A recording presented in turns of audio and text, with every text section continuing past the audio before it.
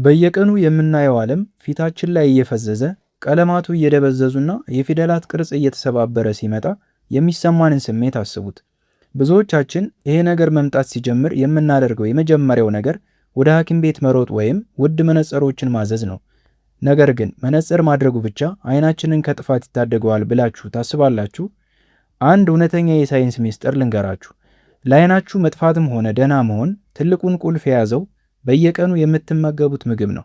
አንዳንድ በምግብ ሳህናችን ውስጥ የሚገኙ አስደናቂ ውህዶች የአይናችንን የጀርባ ክፍል ወይም ሬቲናን የመጠገንና የእይታ ጥራትን እንደ አዲስ የማደስ ተፈጥሯዊ አቅም አላቸው።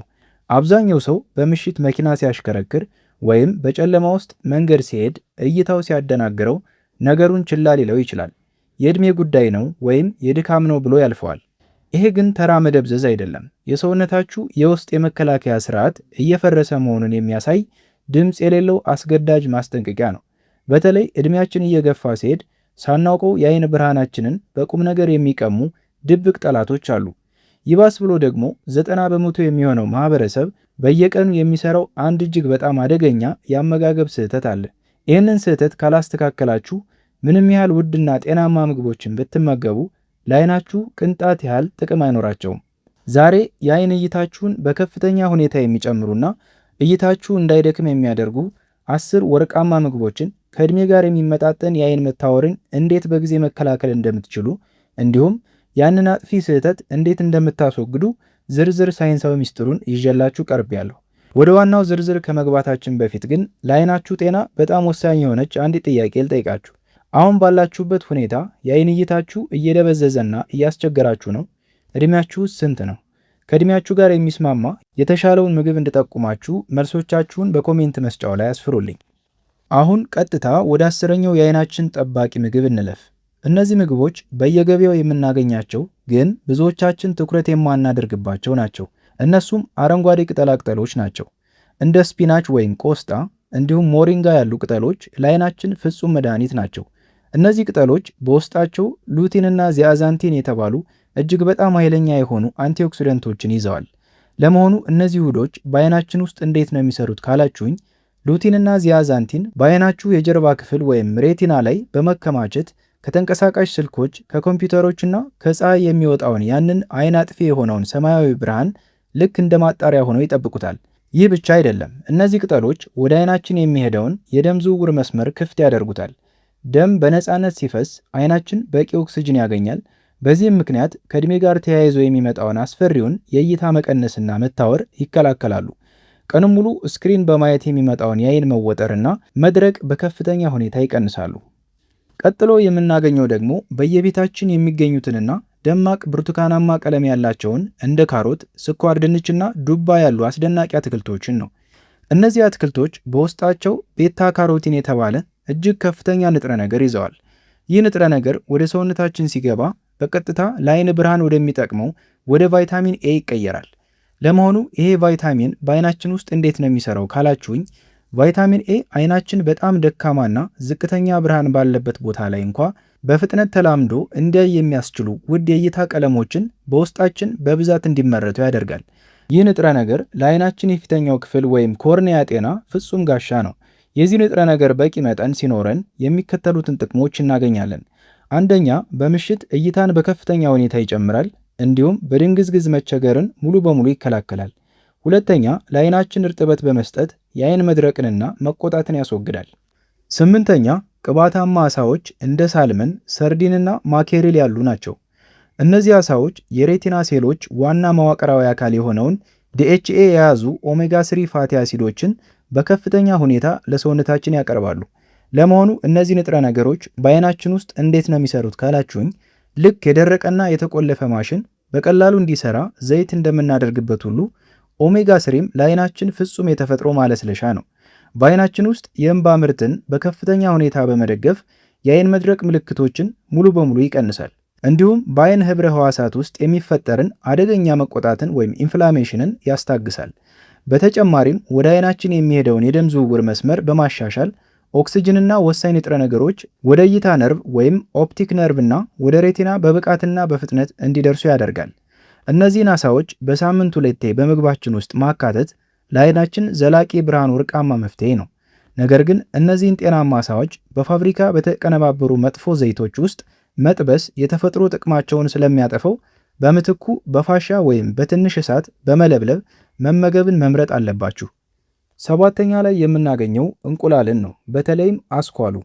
የእንቁላል አስኳል በውስጡ እጅግ ከፍተኛ መጠን ያላቸውንና ለዓይን እይታ ወሳኝ የሆኑትን ሉቲን፣ ዚያዛንቲን፣ ቫይታሚን ኤ እና ዚንክን ሰውነታችን በቀላሉ በሚመጥበት ወይም በሚቀበለው መልኩ አጣምሮ የያዘ ድንቅ የተፈጥሮ ስጦታ ነው።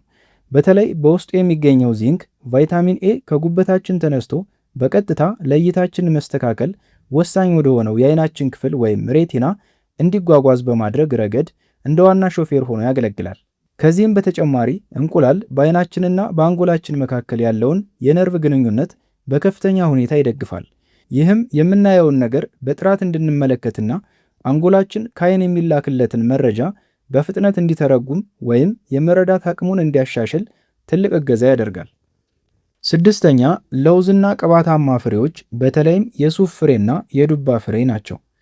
እነዚህ ፍሬዎች በዓይን ጤና ውስጥ ትልቅ ሚና የሚጫወቱትን ቫይታሚን ኢ እና ዚንክ የተባሉትን ንጥረ ነገሮች አጣምረው ይዘዋል።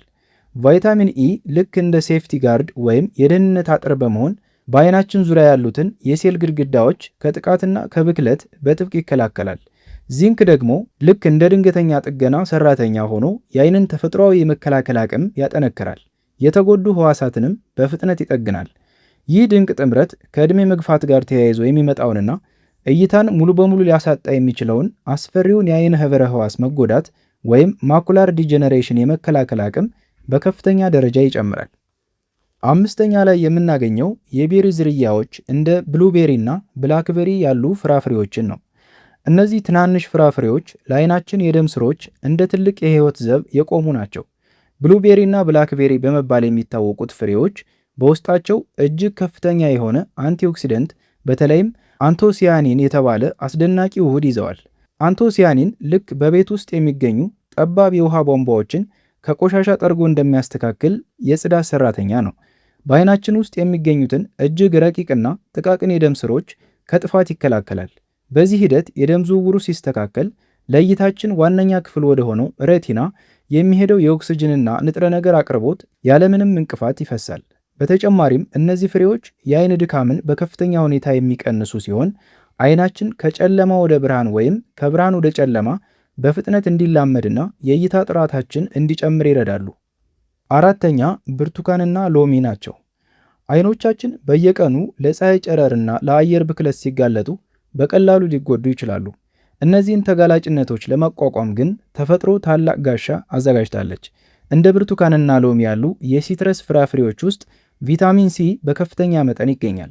ቫይታሚን ሲ ለዓይን ደም ስሮች መገንቢያ የሚሆን ኮላጅን የተባለ ፕሮቲን እንዲመረት ያደርጋል። ይህንን ሂደት ልክ እንደ ሲሚንቶ አስቡት። የደም ስሮቹን ጥንካሬና የመለጠጥ አቅም ጠብቆ በመያዝ በቀላሉ እንዳይፈነዱና እንዳይደሙ ይከላከላል። ቫይታሚን ሲ ኃይለኛ አንቲኦክሲደንት በመሆኑ ከከባድ የፀሐይ ጨረርና ከአካባቢ ብክለት የሚመጣውን የሴል መጎዳት ወይም ኦክሲዴቲቭ ስትረስ ይከላከላል።